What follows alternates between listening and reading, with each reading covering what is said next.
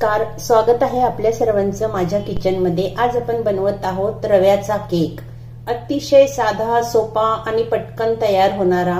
ज्यांनी कधी सुद्धा केक बनवला नाही ते सुद्धा हा व्हिडिओ बघून अगदी पहिल्याच प्रयत्नामध्ये परफेक्ट असा केक बनवू शकतील। इतका सोपा हा केक आहे।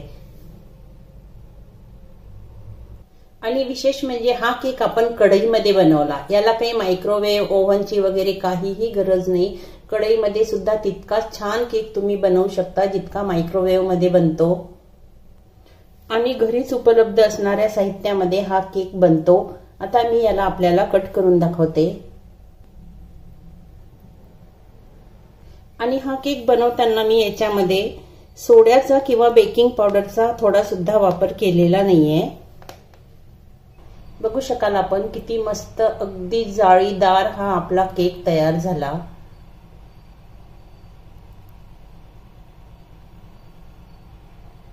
आणि हा केक फ्रीज मध्ये 5 ते 6 दिवस आरामात छान राहतो।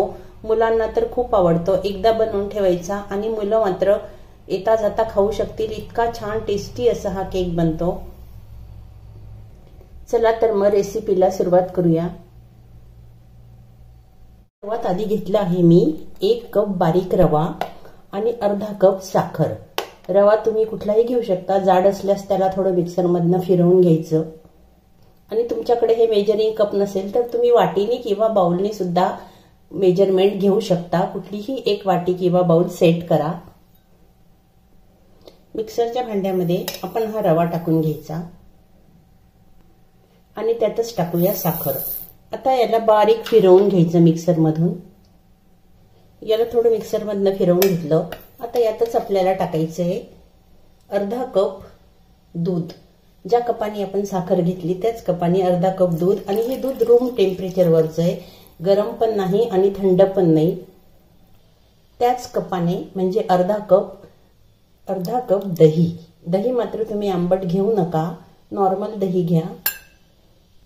आणि हे आहे 1/4 कप तेल। तुम्ही इथे तूप सुद्धा वापरू शकता, चालते तूप वापरलं तरी, पण मी तेल वापरत आहे। स्मेल नसलेलं तेल घ्या।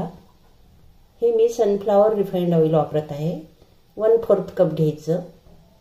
ही आहे अर्धा टीस्पून वेलची पावडर। जर तुमच्याकडे व्हॅनिला इसेन्स असेल तर तुम्ही ते सुद्धा वापरू शकता।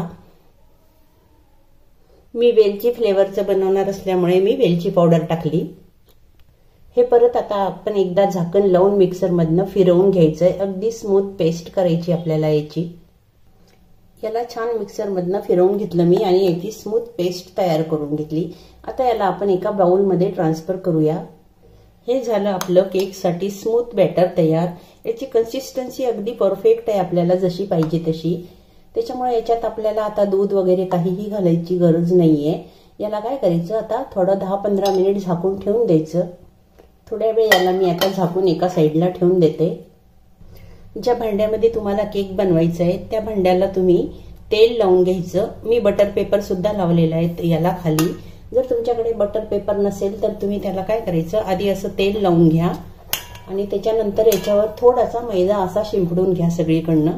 बस ते सुद्धा बटर पेपरचं काम करतं। बटर पेपर असावाच असं काही नाहीये, फक्त याला व्यवस्थित सगळीकडनं ग्रीसिंग करून घ्यायचं। आणि तुम्ही हा केक कुकरमध्ये सुद्धा करू शकता। मी मात्र हा केक कढईमध्ये करत आहे। कुकरचा डब्बा सुद्धा वापरला तरी चालेल। कढईमध्ये केक बनवत असल्यामुळे कढई आता मी प्रीहीट करायला ठेवते। कढईमध्ये एक स्टँड ठेवायचं। फक्त आपलं जे केकचं टीन आहे, भांडं आहे, ते कढईच्या बुडाला टच नाही झालं पाहिजे, एवढीच काळजी घ्यायची। किंवा मग मीठ टाका तुम्ही, किंवा कुकरमध्ये जर बनवत असाल तर कुकरमध्ये बनवा। मी आता ही कढई प्रीहीट करायला ठेवते। आणि केक बनवताना मात्र कधी पण मायक्रोवेव्ह असू द्या किंवा मग कढई असू द्या, कुकर असू द्या, प्रीहीट नक्की करा। आता याच्यावर झाकण ठेवून मी 10 मिनिट याला प्रीहीट होऊ देते। 15 मिनिट झाले या बॅटरला। आता आपण याचं झाकण काढून घ्यायचं। कढई आपण प्रीहीट करायला ठेवलेली आहे। आता ती प्रीहीट होत आली। आता याच्यात घालायचं आपण इनो। आणि इनोची कधी पण एक्सपायरी डेट बघून घ्यायची, कारण कधी कधी बऱ्याच वेळेस असं होतं की आपला केक छान फुलत नाही, तर त्याच्या मागे कारण असतं। इनो असो किंवा सोडा असो, बेकिंग पावडर असो, त्याची कधी पण एक्सपायरी डेट चेक करा। आणि आपण जे मेजरमेंट घेतलेले त्याच्यासाठी हा 1 इनोचा सॅशे बस पुरेसा आहे। आणि तुमच्याकडे जर इनो नसेल तर मग तुम्ही बेकिंग पावडर अर्धा टीस्पून आणि पाव टीस्पून खायचा सोडा म्हणजे आपला बेकिंग सोडा टाकू शकता। आता हे 1 पूर्ण सॅशे आपण याच्यामध्ये टाकून द्यायचे। हे मी लेमन फ्लेवर वाला घेतलेलं आहे। आता हे ऍक्टिव्हेट व्हावं पटकन म्हणून याच्यावर आपण थोडंसं पाणी टाकायचं आणि याला आता आपण या बॅटरला मिश्रणाला या मिक्स करून घेऊया। बस इनो टाकल्यानंतर मात्र आपल्याला जास्त वेळ हे बॅटर बाहेर ठेवायचं नाहीये, फक्त व्यवस्थित याला हलक्या हाताने मिक्स करायचं, खूप याला जोराजोरात मिक्स करू नका। आणि जर तुम्हाला तुमचं बॅटर खूप जास्त घट्ट वाटत असेल तर मग तुम्ही याच्यामध्ये थोडंसं दूध टाकू शकता, कारण पाणी कसं आहे बघा, रवा किती जुना आहे याच्यावर पाण्याचं प्रमाण अवलंबून असतं, पाणी असू द्या किंवा दूध असू द्या। त्याच्यामुळे आपण जे घेतलेलं आहे ते अगदी परफेक्ट आहे। आता हे बॅटर छान फुललं, आपण याला आता केकच्या टीन मध्ये काढून घ्यायचं। हे सर्व बॅटर आता मी याच्यामध्ये काढून घेते। याला थोडंसं तुम्ही आता टॅप करून घ्यायचं।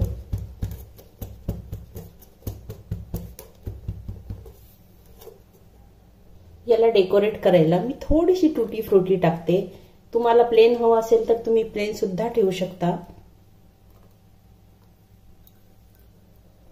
आणि परत थोडेसे टाकते मी बदामाचे काप आणि पिस्त्याचे काप, तुमच्या आवडीनुसार तुम्हाला जसं डेकोरेट करायचं तसं तुम्ही करा। आता याला आपण पटकन कढईमध्ये ठेवूया। प्रीहीट केलेल्या कढईमध्ये आता आपण आपला हा डब्बा ठेवून दिला, त्याच्यावर आता आपण ठेवायचंय झाकण आणि हे आपल्याला अर्धा तास तरी बिलकुल उघडायचं नाही। अर्ध्या तासानंतर तुम्ही झाकण खोलू शकता। 35 ते 40 मिनिट आपला केक व्हायला लागतो आणि याला आता आपण अगदी लो फ्लेमवरच होऊ द्यायचं, फ्लेम मात्र वाढवायची नाही। आता मी याला होऊ देते। याला करेक्ट 40 मिनिट झाले। मी अर्ध्या तासानंतर एकदा चेक केलं होतं पण थोडासा व्हायचा होता। आता आपण याला बघूया, म्हणजे मला परफेक्ट बेक करायला याला 40 मिनिट लागले। वेळ थोडासा कमी जास्त लागू शकतो, तुम्ही टूथपिकनी याला थोडंसं आता चेक करून घ्या। बघा टूथपिक क्लीन आली म्हणजे आपला केक झालेला आहे। याला आता आपण रूम टेम्परेचरवर थंड करायला ठेवूया, थंड केल्याशिवाय केक काढायचा नाही। केक थंड झाल्यानंतर आपोआप याच्या कडा अशा निघून येतील, बघा दिसतच आहे। आणि थंड करताना मात्र एक लक्षात ठेवा, याच्यावर एक कपडा झाका तुम्ही कॉटनचा, की ज्याच्यामुळे अगदी केक असा मॉइश्चर त्याच्यामध्ये पकडून राहील असं। हा कपडा झाकून तुम्ही आता केक थंड होऊ द्यायचा। आता 1 तास झाला मला कपडा झाकून, आता मी कपडा काढते। आता आपण याला डिमोल्ड करून घेऊया। थंड झाल्यानंतर याच्या कडा आपण थोडंसं चाकूनी अशा खुल्या करून घ्यायच्या आणि आता याला आपण डिमोल्ड करायचं। याला आता आपण अगदी हलक्या हाताने काढून घ्यायचं, आरामात निघून येतो, छान बघू शकाल आपण। बटर पेपर पण आपण याचा काढून घेऊ, खूप सुंदर कलर आला बघा।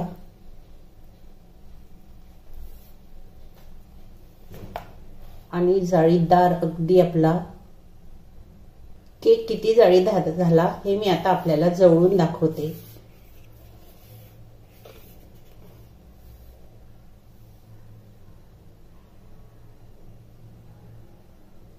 आता ह्या डिश मधून या दुसऱ्या डिश मध्ये सरळ करून घेतला तर आपण सुद्धा नक्की बनवा, अगदी साधा सोपा आणि घरच्या साहित्यामध्ये रव्याचा केक